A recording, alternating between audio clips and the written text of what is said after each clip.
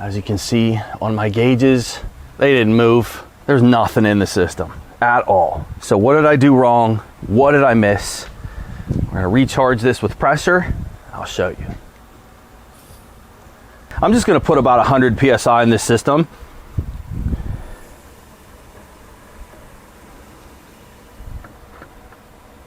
That works. Soap and water right here. So what happened? That wasn't there before. If this is a paying customer in this AC repair job that we did, you have one pissed off customer. And if you don't handle it right, there's your 1-star Google review. That's what we're facing right here.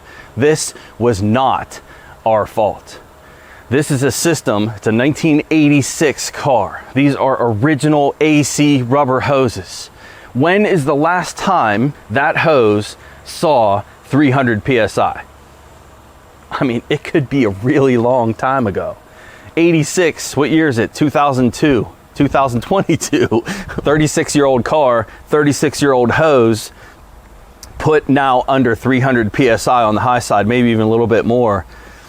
What did it do? It just popped that fitting right where that crush sleeve seals the rubber hose over top of an aluminum tube. That's what happened. So what do we need to do? I need to change that discharge line in particular. I really should be changing the suction line too, and really any rubber hose that's on this system should be replaced. Yeah, I don't know. I don't know how to tell you guys to navigate through this one. This is a good example of why when you fix a leak like we found, an O-ring in the front, it's a good example of communication with your customer and letting them know, hey, this is what we found. We're not promising you a fix across the board on this car that you won't have any other leaks down the road.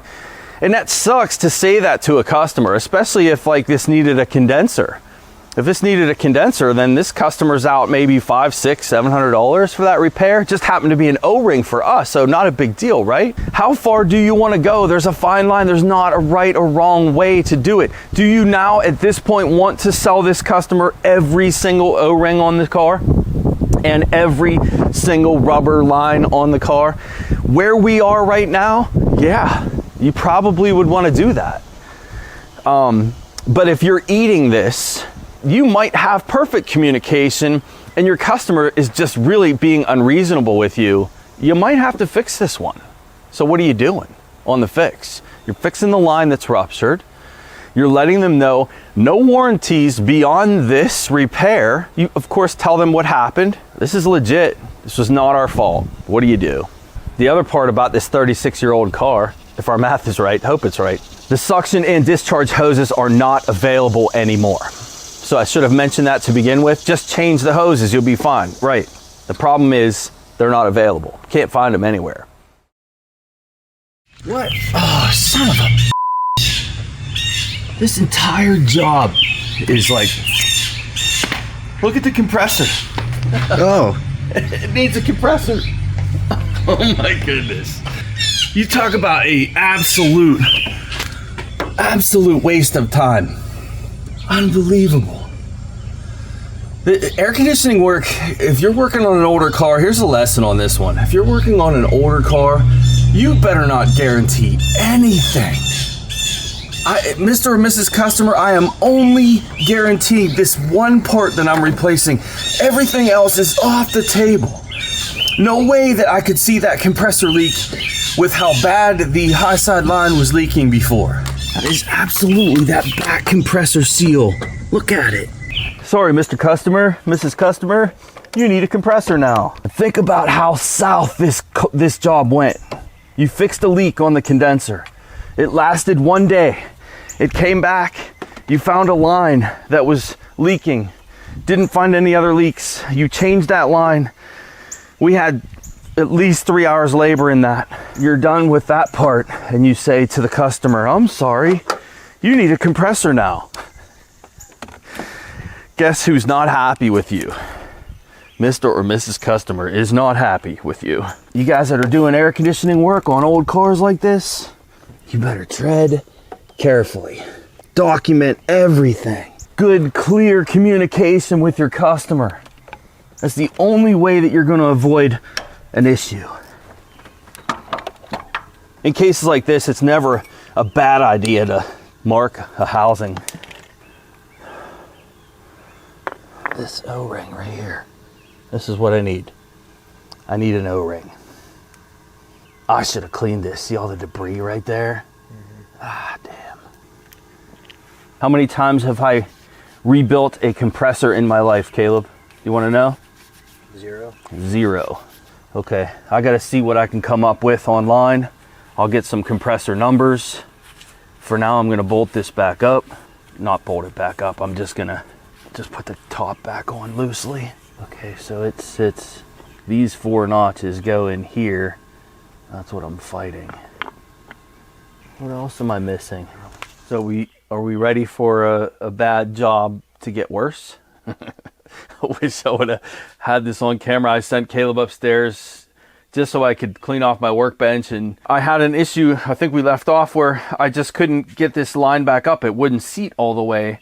And so it has these like spring-loaded like fingers here, and I'm like, all right, those are pretty heavy duty. Like I can't move those. So I'm kind of, you know, made sure my orientation was right. You can see the that part right there sits right here, and then there's a cutout right here that kind of accounts for that bolt, and you can see kind of a trail there.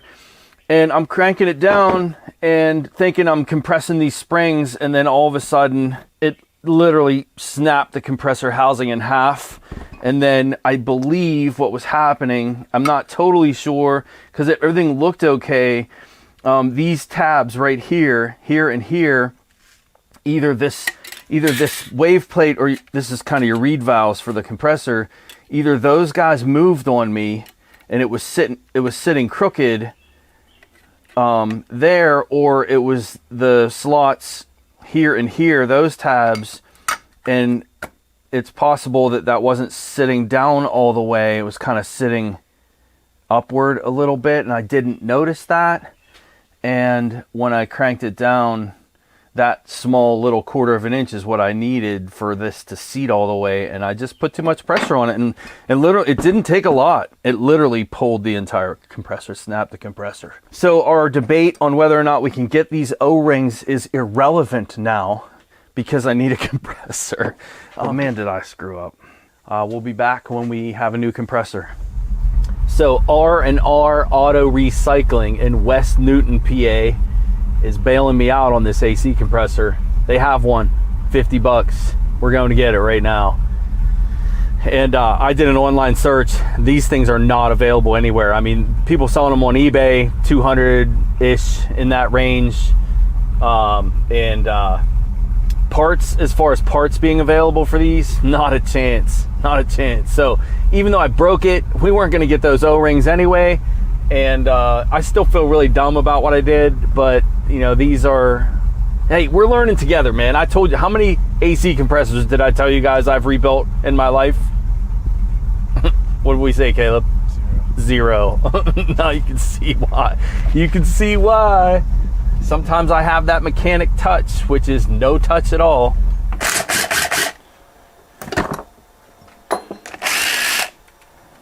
Put that back on.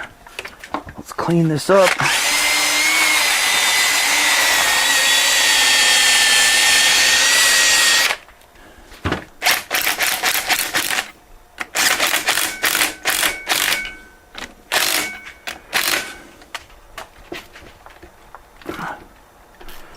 Are you kidding me? Did it just become righty-loosey? Damn it! Look at that. Took the freaking threads right out. What's wrong with you, Danner? I was watching it too. I was like, he's really torquing that. That was too much. Unfortunately, that does go all the way through almost. I might be able to grab some threads inside. Oh, that was so dumb. Dude. Watch out. Watch out. Is that the right thread? That is not. That's a standard thread. You can kind of force it in there. We'll see.